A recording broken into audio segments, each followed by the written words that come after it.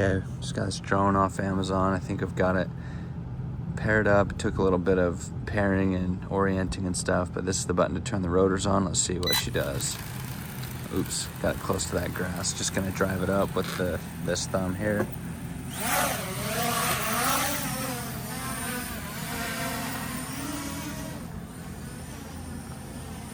So it's working pretty good. I'm not touching anything on the remote and it just hovers there. It's a little bit of a breezy day coming from all over, so it's just kind of holding itself stable.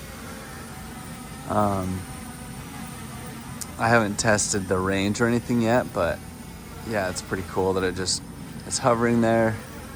I just wanted to show you that it flies. I know if you push this button right here, it should bring it home.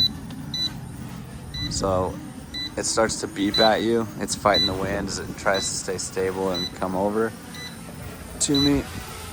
Once it finds its line, it'll start lowering.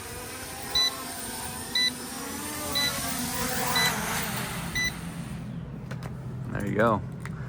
So that's pretty cool.